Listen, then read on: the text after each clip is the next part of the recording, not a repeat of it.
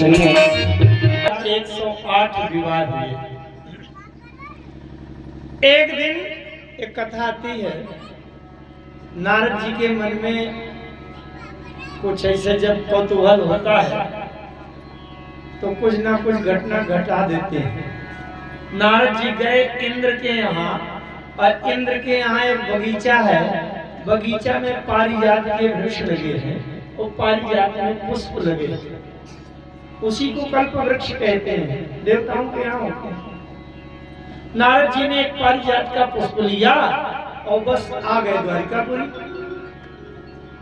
द्वारिकापुरी भगवान कृष्ण के 16,108 पत्नी, यहाँ तो एक को भी प्रसन्न करना बड़ा कठिन हो जाता है, अब 16,108 भगवान ने तुम्हें कभी संभाल पाते।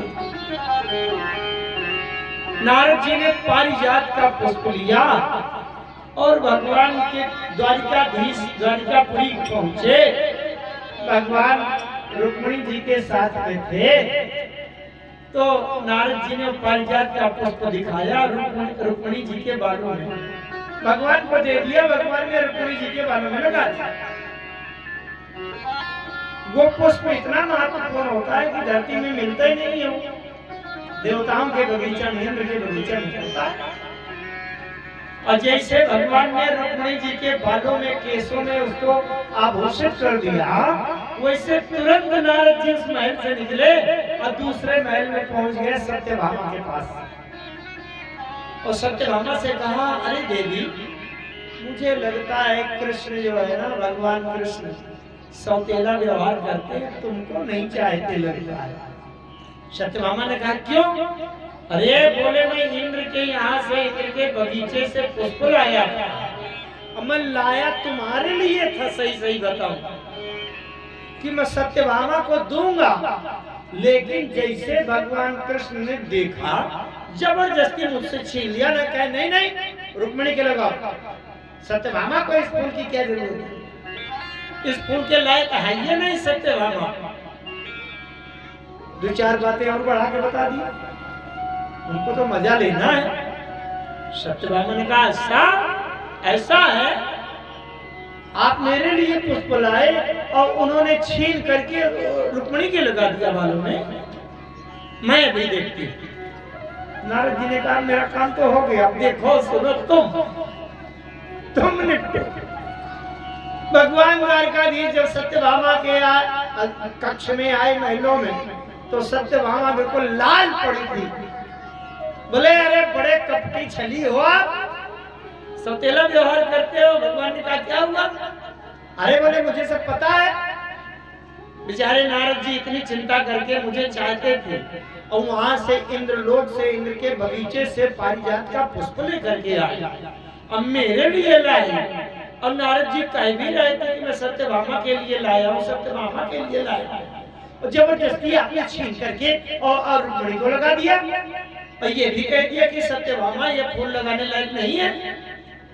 और भगवान कृष्ण समझ गए कि भाई ये नारद जी का महलों में आना बड़ा खतरनाक है, इससे निपट पाना बड़ा कठिन है।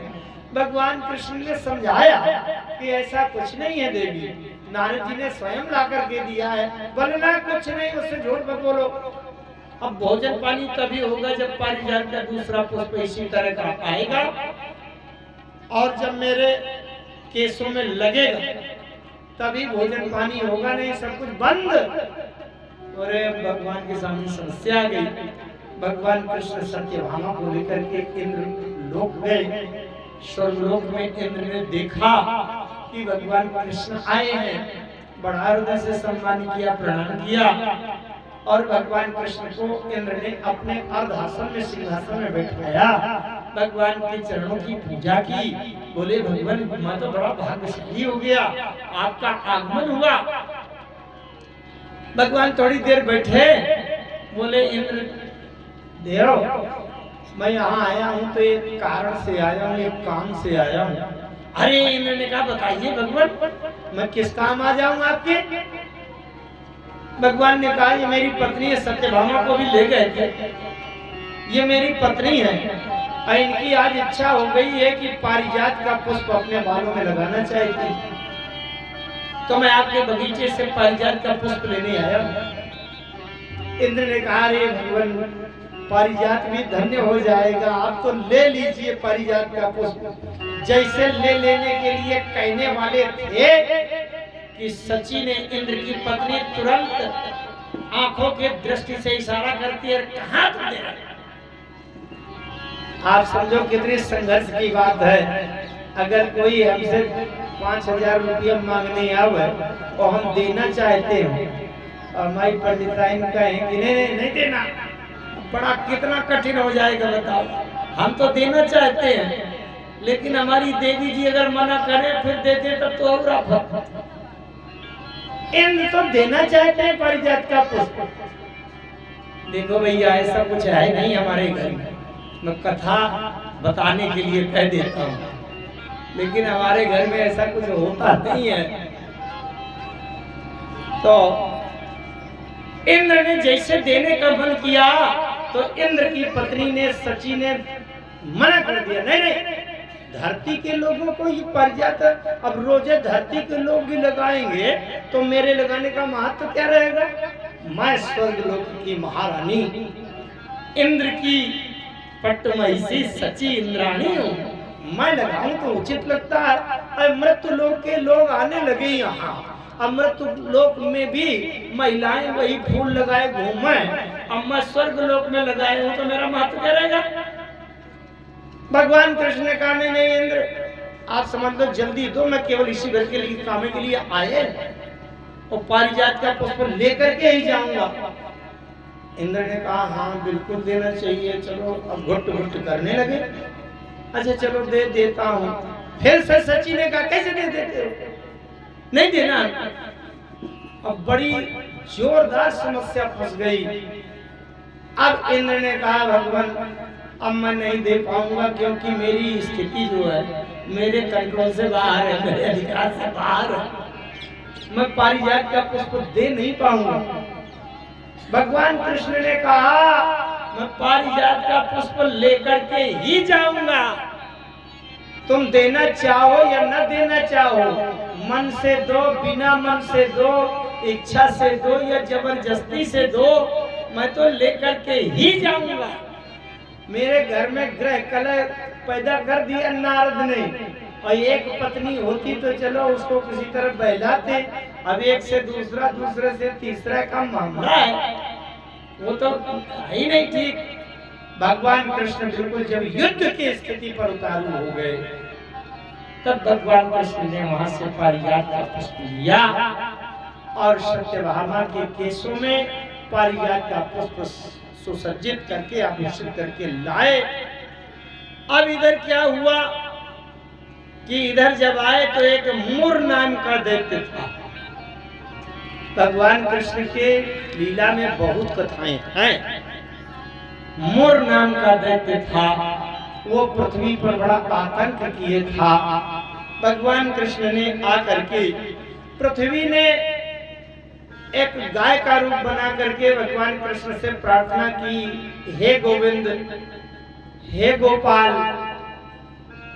मेरे ऊपर अभी मुर नाम के दैत्य का इतना पाप का बोझ है कि जब तक मुर दैत्य का विनाश नहीं करेंगे तो मैं हल्की नहीं हो पाऊंगा। भगवान कृष्ण ने, और मुर अजय था, मुर नाम के दैत्य का भगवान कृष्ण ने जब से वध किया तब से भगवान का नाम मुरारी पड़ गया। बोलिए मुरारी भगवान की जय हो। मुरारी जानते हैं ना? श्री कृष्ण गोविंद हरे मुरारी, ये मुरारी वही है। मुर दैत्य का वध करने के बाद इनका नाम रखा। आइए, पृथ्वी ने हाथ जोड़ करके भगवान की स्तुति की। नमः पंकज नाभाय, नमः पंकज मालिने, नमः पंकज नेत्राय, नमस्ते पंकजांध्रे। मुर दैत्य का वध किया। इसके बाद कथा आती है, एक राजा नृग थे। राजा नृग थे, वो रोज 1,00,000 गौएं सोने और चांदी से सुसज्जित करके, पैरों के खुर चांदी से और सींग सोने से सुसज्जित करके 1,00,000 गौएं ब्राह्मणों को नित्य दान दिया करते थे। नित्य दान देते थे, बहुत बड़ा पुण्य है। लेकिन एक दिन ऐसा हुआ कि कस्यचित् द्विजल मुखस्य भ्रष्टा गौर्मम गोधने संप्रक्ता विदुषा सा च मया दत्ता दुजातये। रोज 1,00,000 गौएं सोने चांदी से सुसज्जित करके ब्राह्मणों को दान देते थे। एक दिन क्या हुआ कि एक गाय किसी ब्राह्मण को जो दी गई थी 1,00,000 गौओं में, और एक गाय निकल करके कहीं से दाएं बाएं होते हुए महाराज इंद्रगिरि के गौशाला में फिर आ गई लौट। अगले दिन दूसरे ब्राह्मण को दान दिया 1,00,000 गौएं, तो जो पहले दिन दान दी जा चुकी थी वो वाली गाय भी इसमें सम्मिलित हो गई। अब दूसरे दिन ब्राह्मण को दान दिया तो एक दिन पहले जिसको दी गई थी वो वाला ब्राह्मण आ गया। उसने कहा ये गाय तो मेरी है, कल मुझे ब्राह्मण राजा साहब ने महाराज ने दान दिया है। तो जो अभी अभी लेकर के दान लेके चला, उसने कहा ये तो अभी अभी मुझे दिया है। उन्होंने कहा तुम्हें तो आज दिया है, मुझे एक दिन पहले दिया था, तो गाय मेरी होनी चाहिए। अरे बोले जो ताजा ताजा अभी संकल्प पढ़ के दे रहे हैं तो मेरी गाय। अब वो गाय लेकर के राजा साहब के सामने गए, महाराज नर के सामने। बोले महाराज कल जिसको मिली थी गाय, उस ब्राह्मण ने कहा महाराज ये गाय कल मुझे आपने दान में दिया था ना, तो उसने ऐसे सिर हिला दिया कि हाँ। फिर आज जिसको मिली थी उस ब्राह्मण ने कहा महाराज ये गाय आज मुझे दान में दिया है ना आपने? राजा ने कहा ऐसे सिर हिला दिया हाँ। 2-4 बार जब दोनों ब्राह्मणों ने एक दूसरे के विरोध में कहा, 4-6 बार इसी से सिर हिलाया, तो उस ब्राह्मण ने श्राप दे दिया महाराज को कि ये गिरगिट की तरह सिर हिला रहे हो तो हमारा श्राप है कि तुम गिरगिट बन जाओ। गिरगिट माने गिरदान, जिसको हमारे यहाँ गांव की भाषा में गिरदान बोलते हैं। तो विप्रो विवदमानौ श्यामो चतुस्वार्थ साधकौ भवान दाता पहरते तीर्थकृत्वा में भवत्र भरु ब्रह्मा देव देव जगन्नाथ गोविंद पुरुषोत्तम नारायण हृषिकेश पुण्य श्लोकाच्युतव्यय। जब उन्होंने श्राप दे दिया ब्राह्मणों ने कि गिरगिट हो जाओ, राजा ने हाथ जोड़कर उनके चरणों में सिर रख करके क्षमा प्रार्थना किया। हे ब्राह्मण मुझे ये भ्रम के कारण हो गया, मैंने जानबूझकर अपमान नहीं किया, आपने श्राप दे दिया, ये बताइए मैं श्राप से मुक्त कैसे होऊंगा? तब ब्राह्मणों ने कहा कि तुम ऐसा करना, गिरगिट तो बनोगे लेकिन अमुक स्थान पर एक कुआं है, उस कुएं में जाकर तुम पड़े रहना। भगवान का जब अवतार होगा द्वापर में और वो द्वारकापुरी के महाराज बनेंगे, तब एक बार आएंगे यहाँ घूमते घामते और उसी कुएं की पट्टी में बैठ जाएंगे और अंदर की ओर पैर लटकाएंगे, और जब भगवान के चरण का स्पर्श तुमको हो जाएगा उसी समय तुम साफ से मुक्त हो जाओगे और फिर से राजा रूप में प्राप्त। नमस्ते सर्वभावाय ब्रह्मणे अनंत सत्त्वे कृष्णाय वासुदेवाय योगानां पतये नमः। भगवान कृष्ण गए द्वारकाधीश, अब उस कुएं में बैठ कर के जैसे नीचे पैर को लटकाया, वैसे जो उसमें गिरगिट बना पड़ा था, बहुत विशालकाय था, अब गिरगिट के चरण स्पर्श हो गया, वो सीधे राजा बन गया। अब महाराज इंद्रगिरि ने हाथ जोड़कर के स्तुति की कि हे कृष्ण भगवान नाहं हलाहलं मन्ये विषम यस्य प्रतिक्रिया ब्रह्मस्वं हि विषम प्रोक्तम नाश्यम प्रति विमुद्रये। एक बात बहुत महत्व की है, बड़े ध्यान से सुनो इसको, बहुत ध्यान से सुनना। एक बात मैं नहीं कह रहा, भागवत कह रही है। स्वदत्ता परदत्ता वा ब्रह्म वृत्तिम हरेच्छया षष्ठी वर्षो सहस्राणि निष्ठायाम जायते क्रमी। किसी ब्राह्मण को चाहे आपने कुछ दिया हो, रुपया पैसा सोना चांदी वस्त्र, सुनो दरबार मत करो, अभी ध्यान से सुना, महत्वपूर्ण बात जब बताइए ध्यान से सुना करो, बार बार नहीं मिलेगी ये बातें। स्वदत्ताम परदत्ताम वा ब्रह्मवेति हरेच्छया। किसी शुद्ध ब्राह्मण को, अच्छे विचारधारा वाले सदाचारी ब्राह्मण को, चाहे आपने कुछ दिया हो और चाहे दूसरे किसी ने अगर कुछ दिया हो, जहां से उसकी वृत्ति चल रही हो, तो उसके पास जो कुछ भी है उसका कभी छीनना मत। स्वदत्ताम परदत्ताम, स्व माने चाहे तुमने स्वयं दिया हो, और पर माने चाहे किसी दूसरे ने दिया हो। वह ब्रह्म वृत्तिम हरेच्छया, ब्राह्मण की वृत्ति का जो कोई हरण करता है, छीन लेता है, वो षष्ठी वर्ष सहस्त्राणि 60,000 वर्ष तक वो विष्ठा का कीड़ा बनता है। मैला गंदगी का कीड़ा बनेगा और 60,000 वर्ष तक उसको मैला विष्ठा का कीड़ा बनना पड़ता है। इसलिए एक बात ध्यान में निश्चित पक्का रख लो, जो ब्राह्मण शुद्ध आचरण वाला, मैं इसलिए बार बार कह देता हूं कि जिस ब्राह्मण का आचरण शुद्ध नहीं हो, ब्राह्मण है ही नहीं। भले ही तिवारी वाजपेयी शुक्ला पाणे लिखे बैठा हो, ब्राह्मणत्व तो सुरक्षित तभी रहता है जब आचरण शुद्ध है, खान पान शुद्ध है। चलिए एक दिन ये बता चुका हूं, इसमें ज्यादा विस्तार नहीं करना मुझको। इसलिए कभी भी किसी दूसरे ब्राह्मण का जो वृत्ति है उसका एक कण भी कभी आप छीनना नहीं। किसी चालाकी से उसके अधिकार का कुछ ले मत लेना, नहीं आपका जीवन नरक से भी ज्यादा बिगड़ जाएगा। षष्ठी वर्ष सहस्त्राणि, सहस्त्र माने 1000, षष्ठी माने 60 और वर्ष माने वर्ष। 60,000 वर्ष तक उसको मैला के अंदर कीड़ा बन करके उसको जीवन नरक होगा। इस प्रकार से अब नारद जी एक बार भगवान के यहाँ दिनचर्या करने जाते हैं।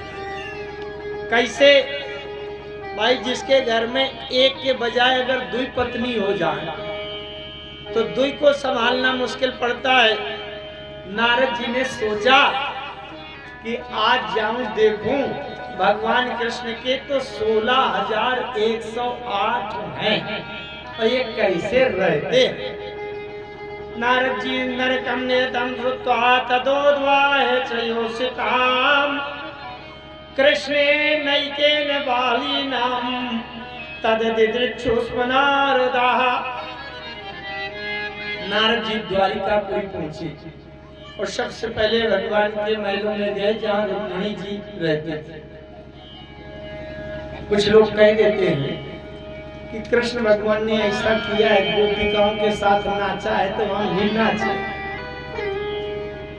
मैं कहा करता हूँ कि अगर कृष्ण भगवान की तरह करना है तो सबसे पहले पूतना का जहर पीने से शुरू करो। वहीं से भगवान कृष्ण ने शुरू किया, तो सबसे पहले जहर पियो भाई। पूतना के स्तन में जो लगा हुआ जहर कालकूट हलाल पिया था, तो एकदम गोपिकाओं के साथ नाचने में क्यों पहुंचते हो? सबसे पहले हलाल जहर पी करके देखो, फिर जहाँ कालिया नाग रहता हो उसके उस घाट में काली दय में कूद करके देखो, फिर अघासुर रूपी उस अजगर के मुंह में घुस करके देखो। और यहां आप देखिए, एक पत्नी के अलावा भी जिसके 2 या 3 हो जाएं, वहां आफत आ जाती है। भगवान कृष्ण के 16,108 पत्नी विवाहिता हैं, सबके साथ विवाह हुआ, ये अभी कथा निकल चुकी। लेकिन नारद जी गए ततोन्याद विसर्जेयं कृष्ण पत्न्या समार्दा तत्राप्यश्च गोविंदम बालेन तम सुदक्षिणम।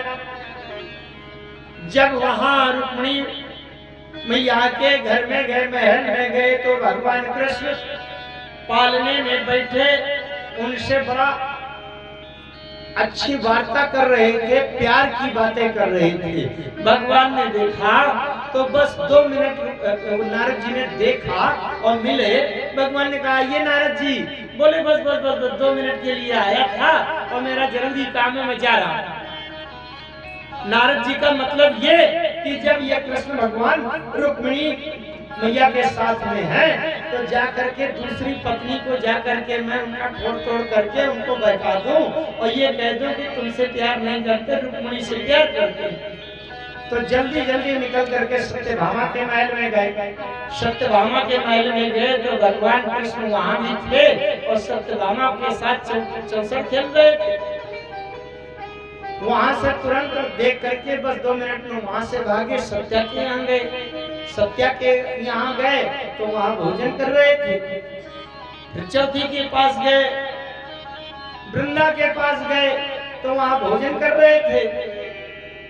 बिंदा के पास गए तो वहां जाकर के लेटे हुए थे, अपने बिस्तर में बैठे, उनसे हास परिहास कर रहे थे। 10-20 महलों में, 50 महलों में, 100 महलों में जल्दी जल्दी जल्दी जल्दी गए।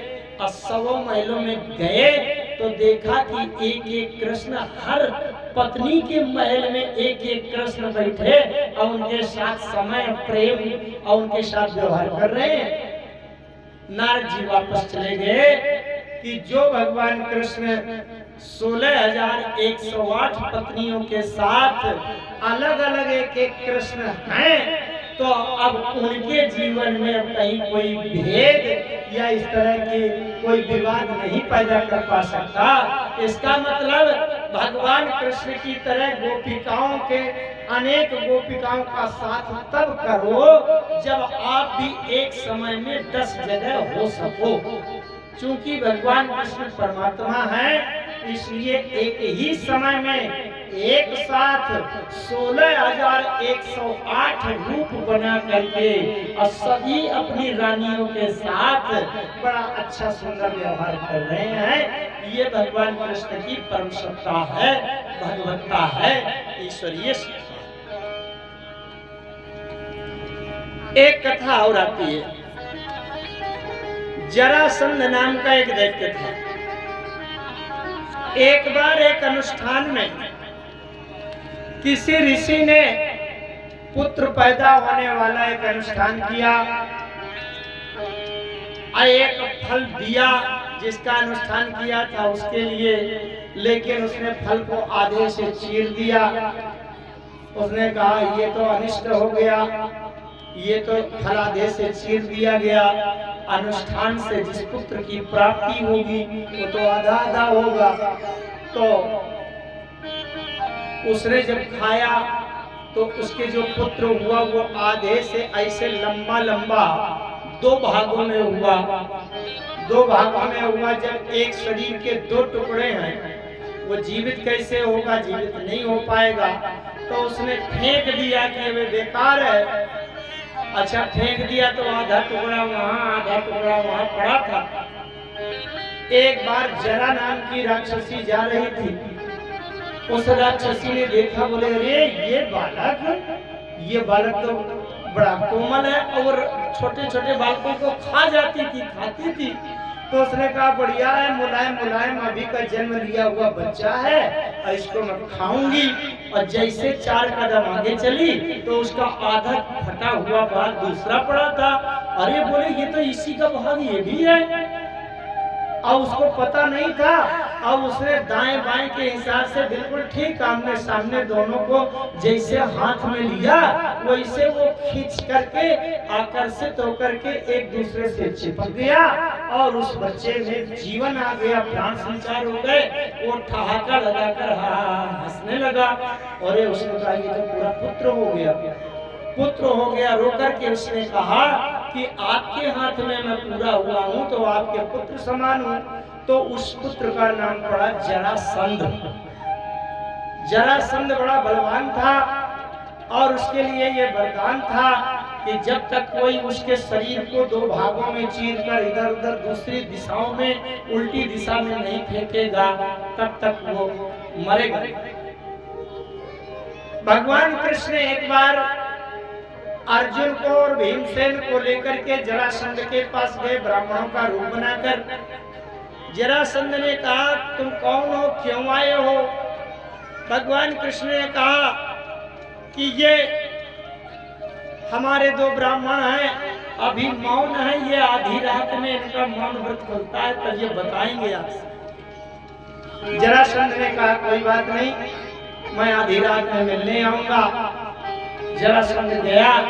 भगवान कृष्ण ने कहा ये आपसे मल्ल युद्ध चाहते हैं, बताओ किसके साथ लड़ेंगे? जरासंध ने भीमसेन को देखा, बोले मेरे लड़ने लायक ये है, तुम लोग दुबले पतले हो और तुमसे अगर मैं लड़ूंगा तो मेरे लिए लज्जा की बात होगी। लोग कहेंगे इतने बड़े पहलवान अरे क्या दुबले पतले को मार रगड़ के रख दिया। तो थोड़ा ये ठीक है, हट्टा कट्टा इससे लड़ूंगा। भीमसेन और जरासंध का युद्ध हुआ, लेकिन युद्ध करते करते भीमसेन क्या भाई काम काफी हो गया। भगवान कृष्ण ने एक तिनका लिया और तिनका को बीच से चीर करके दो भागों में ऐसे फेंका। भीमसेन ने भी जरासंध को दोनों पैरों के बीच से सीधे सिर तक लंबी उस रेखा से चीर कर फेंक दिया, लेकिन जब सीधी दिशा में फेंका तो फिर से चिपक करके जीवित हो गया। भगवान कृष्ण ने तिनका को चीर कर दोनों उल्टी दिशाओं में फेंक कर संकेत किया कि ये इस प्रकार से मरेगा, इस प्रकार से मरेगा। तब भीमसेन ने फिर से उसको चीर करके उल्टी दिशाओं में फेंका, तब उसका ये जरासंध का वध किया। जरासंध के यहाँ कुछ राजा बंद थे, उन राजाओं को जेल से मुक्त किया और जरासंध का ही वो सोने का मुकुट लेकर के चले आए थे। तभी उसको परीक्षित जी ने सिर पे लगाया था जब कलयुग सवार हो। चलिए आगे कथा आती है शिशुपाल की। शिशुपाल अभी अभी कथा बताई गई थी, कल बताई गई थी, कल कथा शिशुपाल की बताई गई थी, उसमें आगे बात सुनाई। शिशुपाल भगवान कृष्ण की बुआ के पुत्र थे। जन्म के समय शिशुपाल के मस्तक में एक आंख लगी थी और भुजाओं के साथ में दो छोटी छोटी भुजाएं और निकली थी, मैंने चार भुजाएं। भगवान कृष्ण की बुआ को किसी ने बताया था, जो किसी ने, कि जिसकी गोद में रखने से इसकी आंख गिर जाए और दो हाथ ये गायब हो जाएं, समझ लेना उसी के हाथ से इसकी मृत्यु होगी। भगवान कृष्ण की गोद में जब बुआ ने रखा शिशुपाल को, तो उसकी आंख गिर गई और दोनों हाथ गायब हो गए जो अतिरिक्त थे। भगवान कृष्ण से उनकी बुआ ने कहा, कृष्ण तुम इसके अपराधों को क्षमा कर देना। भगवान कृष्ण ने कहा कि बुआ 100 बार तक मेरा अपमान करेगा, गाली देगा, तब तक मैं इसको दंड नहीं दूंगा। बुआ ने कहा कि चलो बस ठीक है, 100 से ज्यादा थोड़ी अपराध करेगा। लेकिन धर्मराज युधिष्ठिर के राजसूय यज्ञ में जब राजा बनाए जा रहे थे, उस समय समस्त पृथ्वी मंडल के सभी राजा एकत्र हुए। सबसे पहले पूजा किसकी की जाए? इसमें पितामह भीष्म ने कहा कि भगवान कृष्ण ही सर्वप्रथम पूज्य हैं, और जैसे धर्मराज युधिष्ठिर पूजा करने के लिए आगे बढ़े, वैसे शिशुपाल ने भगवान कृष्ण को गाली देना शुरू की। तमाम ये ग्वाला, ये चरवाहा, ये चोर, ये उचक्का, ये धोखेबाज, इसका मान नहीं है, इसका सम्मान नहीं है, ये कहीं का झूठा, ये सब कहते कहते जब 100 अपमानजनक शब्द पूरे हो गए, भगवान कृष्ण ने कहा शिशुपाल अब आगे रुक जाओ। लेकिन शिशुपाल ने जब 101वीं बार अपमानजनक शब्द बोला, तब भगवान कृष्ण के उंगली में सुदर्शन चक्र निकला और शिशुपाल के गर्दन को काटकर अलग कर दिया। शिशुपाल की मृत्यु हो गई। उसी समय देखिए कथा जोड़ती है उसमें, उसी समय जिस समय भगवान कृष्ण की उंगली में चक्र निकला और चक्र ने चक्कर काटा, तो भगवान कृष्ण की उंगली में घाव हो गया। कृष्ण भगवान की उंगली में खून बहने लगा। वहां पर द्रौपदी ने देखा कि अरे केशव की उंगली में खून बह रहा है। द्रौपदी महारानी थी, बड़ी कीमती साड़ी पहने थी, अपने साड़ी से थोड़ा सा वस्त्र फाड़ करके और जल्दी से भगवान कृष्ण की उंगली में बांध दिया। भगवान कृष्ण ने कहा, पांचाली, हे द्रौपदी, हे यज्ञशयनी, तुमने इतना सा वस्त्र का ये चिट्ठी लपेट करके मुझे ऋणी बना दिया है, और इस इतने से वस्त्र में जितने धागे होंगे उतने साड़ी के बराबर मैं तुमको वस्त्र पूरा करूंगा जब आवश्यकता पड़ेगी। इसीलिए जब द्रौपदी का वस्त्र हरण कर रहा था दुशासन, तो भगवान ने ये वस्त्र बढ़ा करके द्रौपदी का ऋण उतारा। कृष्णाय वासुदेवाय हरे परमात्मने प्रणतक्लेश नाशाय गोविंदाय नमो नमः। ये जितने भी राजा थे, जरासंध के यहाँ बंद थे, उन राजाओं के बंदी गृह से जब ताला खोला गया, पूरी भीड़ निकल आई। एक शहर के बराबर राजा बंद थे, जैसे एक नगर की जनसंख्या जितनी हो इतने राजा बंद थे। उनको जब खोला, उन सभी राजाओं ने एक स्वर से भगवान से कहा कि कृष्णाय वासुदेवाय हरे परमात्मने प्रणतक्लेश नाशाय गोविंदाय नमो नमः। हे कृष्ण, हे वासुदेव, हे हरि, हे परमात्मा, हम आपकी शरण में हैं भगवान, आप हमारे ऊपर कृपा करिए। इस प्रकार से जरासंध का वध हुआ, शिशुपाल का वध हुआ।